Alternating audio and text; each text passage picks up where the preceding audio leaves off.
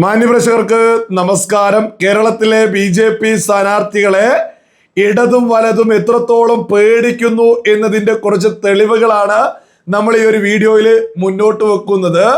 യുവരാജ് ഗോകുലിന്റെയൊക്കെ പിന്നാലെ ഇടതുപക്ഷമൊക്കെ പോകുന്നതിന്റെ ആ കാരണമൊക്കെ കേട്ടാലുണ്ടല്ലോ, മട്ടലെടുത്ത് ഇടതിനെയൊക്കെ ഓടിക്കാനായി യഥാർത്ഥത്തില് തോന്നുക. നമുക്ക് ഏതായാലും അതിലേക്ക് പോവാം. അതിനു മുമ്പേ ആയിട്ട് നമുക്കറിയാം, മഞ്ചേശ്വരം മണ്ഡലം വലിയ രീതിയിൽ തീപ്പാറുന്ന മത്സരമാണ് നടന്നുകൊണ്ടിരിക്കുന്നത്.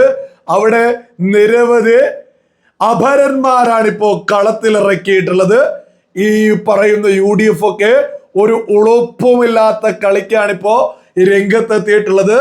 സംസ്ഥാന തലത്തില് ഉള്ള നേതാവ്, അതായത് കോൺഗ്രസിന്റെ VD സതീശനൊക്കെ ഒപ്പം നിൽക്കുന്ന സംസ്ഥാന തലത്തിലുള്ള നേതാവിനേക്കാണ് അപരനാക്കിയിട്ട് ഈ പറയുന്ന മഞ്ചേശ്വരത്ത് ഇറക്കുന്നത്.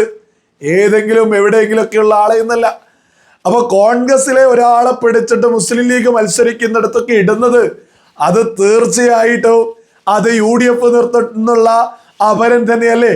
ഏതായാലും ഇതുമായി ബന്ധപ്പെട്ട് K. സുരേന്ദ്രൻ പറയുന്നത് നിങ്ങളൊന്ന് കേട്ടു നോക്കൂ. പ്രതിപക്ഷ നേതാവ് ശ്രീമാൻ VD സതീശന്റെ സന്തത സഹചാരിയാണ് തിരുവനന്തപുരത്ത് അദ്ദേഹത്തിന്റെ ഗ്രൂപ്പിലുള്ള ഏറ്റവും പ്രമുഖനായിട്ടുള്ള ഒരു നേതാവാണ് മഞ്ചേശ്വരം മണ്ഡലത്തിൽ അപരനായിട്ട് മത്സരിക്കുന്നത്.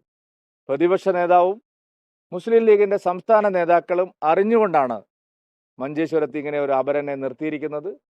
പരാജയ ഭീതിയിൽ നിന്നാണ് അവരിങ്ങനെ ഒരു നീചമായിട്ടുള്ള രാഷ്ട്രീയം കൈകാര്യം ചെയ്യുന്നത്. നിങ്ങൾ കേട്ടില്ലേ, കോൺഗ്രസിന്റെ സംസ്ഥാനതല നേതാവിനെ തദ്ദേശ തെരഞ്ഞെടുപ്പിൽ സ്ഥാനാർത്ഥിയായിട്ടുള്ള ഒരു വ്യക്തിയാണ് ഇപ്പോ മഞ്ചേശ്വരത്ത് അപരനൊക്കെ ആക്കിയിട്ട് നിർത്തിയിട്ടുള്ളത്. ഓരോ മലയാളിയും ഒന്ന് ചിന്തിച്ചു നോക്കൂ. രാഹുൽ ഗാന്ധി ഇന്ത്യൻ ഭരണഘടനയൊക്കെ പൊക്കിപ്പിടിച്ച് ജനാധിപത്യം ജനാധിപത്യം എന്നൊക്കെ വിളിച്ചു പറയുന്നത് ആരാ? കോൺഗ്രസ് അല്ലേ? ഇതെത്ര ഊളത്തരമാണ്. ജനാധിപത്യമൊക്കെ ഉയർത്തിപ്പിടിക്കുന്നതിൽ നിറയേട് മാത്രമേ ഇവരുടെ ഭാഗത്തുള്ളൂ. എത്ര ഊളത്തരമാണ്. അപരനെയൊക്കെ ഈ രംഗത്തെത്തിയിട്ട് ഊള വിജയത്തിന് വേണ്ടിയിട്ടല്ലേ UDF ഇപ്പോ തുനിഞ്ഞിറങ്ങിയിട്ടുള്ളത്. നമുക്കറിയാം, 2016 89 വോട്ട് ഭൂരിപക്ഷത്തിൽ മാത്ര അവിടെ മുസ്ലിം ലീഗ് സ്ഥാനാർത്ഥി ജയിക്കുന്നത്. ആ സമയത്തും UDF നിർത്തിയിട്ടുള്ള അപരൻ പിടിച്ചിട്ടുള്ളത് 400-ലധികം വോട്ടാ. സുരേന്ദ്രൻ എന്ന പേരിലുള്ള അപരൻ പിടിച്ചിട്ടുള്ളത്. പിന്നീട് 2021 മുസ്ലിം ലീഗ് വിജയിക്കുമ്പോയോ ആ സമയത്തും ഈ പറയുന്ന സുരേന്ദ്രന്റെ അപരനെ നിർത്തി, സുരേന്ദ്രൻ എന്ന പേരില് അപരനെ നിർത്തി ആ സമയത്തും 200ഓളം വോട്ട് അപര സ്ഥാനാർത്ഥി പിടിച്ചിട്ടുണ്ട്. ഇത് കൃത്യമായിട്ട് അപരനെയൊക്കെ നിർത്തിയിട്ട് ഊള വിജയത്തിന് വേണ്ടിയിട്ടാണ് ഇപ്പോ UDF തുനിഞ്ഞിറങ്ങുന്നത്. ആ UDFന് ഏതായാലും 8ന്റെ പണി കിട്ടിയിട്ടുണ്ട്.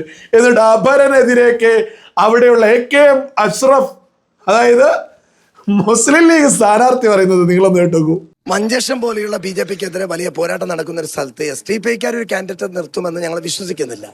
കാരണം അവരുടെ ലീഡേഴ്സ് മുഴുവനും BJP ആണ് കൊണ്ടുപോയി ജയിലിലിട്ടിട്ടുള്ളത്. ആ സൈനുൽ ആബിദിൻ എന്ന് പറയുന്ന അവരുടെ പ്രവർത്തകനെ കാസർകോട്ട് സംഘപരിവാർ കാണാൻ വെട്ടിക്കൊന്നത്. അവർക്ക് അങ്ങനെ BJPയെ സഹായിക്കുന്ന നിലപാടെടുക്കാൻ കഴിയുമെന്ന് വിശ്വസിക്കുന്നുമില്ല. അവർ മത്സരിക്കുമെന്നും വിശ്വസിക്കുന്നില്ല. അപരന്മാരുണ്ട്, മുഹമ്മദ് അഷ്റഫ്.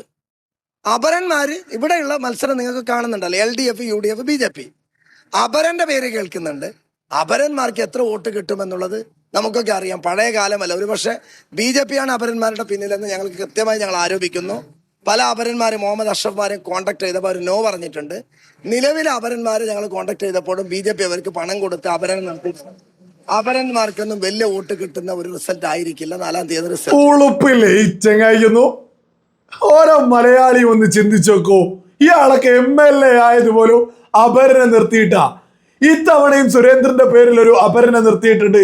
ആരാ അപരനായിട്ട് രംഗത്തെത്തിയത്? കോൺഗ്രസിന്റെ സ്ഥാനാർത്ഥിയായിട്ടുള്ള ഒരു വ്യക്തി, സംസ്ഥാനതല നേതാവ് സുരേന്ദ്രനെ, കോൺഗ്രസ് നേതാവിനെ പിടിച്ചിട്ട് അവിടെ അപരനാക്കി നിർത്തിയിട്ട് അപരനൊക്കെ BJP നിർത്തുക എന്ന് പറയാൻ ഇയാൾക്കൊന്നും ഒരു ഉളുപ്പില്ലേ? ഏതായാലും ഇത് ദൈവം നേരിട്ട് കൊടുത്ത പണിയാ. ഉള്ളിൽ ഇപ്പം തമ്മിത്തല്ല, നല്ല രീതിയിൽ തമ്മിത്തല്ല. ഈ മുസ്ലിം ലീഗ്, സുഡാപ്പി, SDP ഇതൊക്കെ ഒരു സാധനമാണല്ലോ. ഇവര് തമ്മിത്തല്ല. അതിന്റെ ഭാഗമായിട്ട് KM അഷ്റഫ് എന്ന് പറയുന്ന ഒരു SDP സ്ഥാനാർത്ഥി ഇപ്പൊ അവിടെ രംഗത്തെത്തിയിട്ടുണ്ട്. അതിന്റെ നിലവിളിയാണ് നമ്മളിപ്പോ കേട്ടിട്ടുള്ളത്. SDPI സ്ഥാനാർത്ഥിയെ നിർത്തൂല. കഴിഞ്ഞ തവണയൊന്നും നിർത്തിയിട്ടില്ല. കൂട്ടുകെട്ടാണേ. ഇവരൊക്കെ കൂട്ടുകെട്ടാണ് എന്നുള്ളത് മലയാളികൾ തിരിച്ചറിയണം. അതല്ലേ ഇവർ തുറന്നു പറയുന്നത്. കേരളത്തിലേറെക്കുറെ ഈ പറയുന്ന SDPI മുസ്ലിം ലീഗ് ഒക്കെ കൂട്ടുകെട്ടാ. പക്ഷെ ഈ പറയുന്ന കാസർഗോഡ് ഇവർ തമ്മിൽ തന്നെ തല്ലായതുകൊണ്ട് KM അഷ്റഫ് എന്ന് പറഞ്ഞിട്ടുള്ള ഒരു സ്ഥാനാർത്ഥിയെ തന്നെ ഈ SDPI നിർത്തിയിട്ടുണ്ട്. അജാതി അടിയാണ് ഏതായാലും മുസ്ലിം ലീഗും ഈ SDPIയും തമ്മില്. എന്നിട്ട് എനിക്കെതിരെ സ്ഥാനാർത്ഥിയെ നിർത്തില്ല SDPI എന്നൊക്കെയാ പറയുന്നത്. ഏതായാലും അപരനെ നിർത്തി ലാസ്റ്റ് 1.5 പണി തന്നെയാണ് ഏതായാലും AKM അഷ്റഫിന്, മുസ്ലിം ലീഗിന്, UDFന് അങ്ങ് കിട്ടിയിട്ടുള്ളത്. ഇത്തരത്തിൽ അതായത് അപരനെ നിർത്തുക, സുരേന്ദ്രനെ ഒന്ന് പരാജയപ്പെടുത്താനായി. സ്വന്തം കഴിവില്ല, എന്നിട്ട് SDPI കൂട്ടിപ്പിടിക്കും, LDFകാരുടെയും കൂട്ടിപ്പിടിക്കും. എല്ലാവരും കൂടിയാണ് സുരേന്ദ്രനെതിരെ മത്സരിക്കുന്നത്. ഈ കൂട്ടമുണ്ടല്ലോ, ഈ അണ്ടനും അടങ്ങോടനും സകലതിനെയും ഈ പറയുന്ന സകലതിനെയും ഒരുമിച്ച് പരാജയപ്പെടുത്തി തന്നെ സുരേന്ദ്രൻ വിജയക്കൊടി മഞ്ചേശ്വരത്ത് ഉയർത്തിയിരിക്കുമെന്നുള്ളതിൽ ഒരു തർക്കവും വേണ്ട. അതിന്റെയൊക്കെ തെളിവാണ് ഈ നിലവിളികളൊക്കെ തന്നെ. ഇവർ പരാജയപ്പെടും എന്ന് ഉറപ്പായതോടു കൂടിയിട്ട് ഓരോ പാർട്ടിക്കും എന്ത് കിട്ടുമെന്നുള്ള കണക്കെടുക്കാനാണ് അപ്പോ ഇവരിപ്പോ മത്സരിക്കുന്നത്. അതും സകലരും തിരിച്ചറിയാം. മറ്റൊന്ന്, നെടുമങ്ങാട് സ്ഥാനാർത്ഥി BJP സ്ഥാനാർത്ഥി യുവരാജ് ഗോകുലിനെതിരെ ഇടതുപക്ഷം പരാതിയൊക്കെ ആയിട്ട് രംഗത്തെത്തിയിട്ടുണ്ട്. യുവരാജ് ഗോകുൽ എന്ന പേര് കൊടുക്കുന്നത് ശരിയല്ല, അങ്ങനെ അത് ഈ രേഖയിലുള്ളതുപോലെ കൊടുക്കണം എന്നൊക്കെയാണ് വിളിച്ചു പറയുന്നത്. ആരാ ഇത് പറയുന്നത്? പിണറായി വിജയൻ മുഖ്യമന്ത്രിയായിട്ട് മുന്നോട്ട് പോകുന്ന ഇടതുപക്ഷം. പിണറായി വിജയന്റെ പേര് ഈ പിണറായി എന്നൊക്കെ ഈ രേഖയിലുള്ളതാണ് എന്നാണോ കമ്മികളൊക്കെ കരുതിയിരിക്കുന്നത്?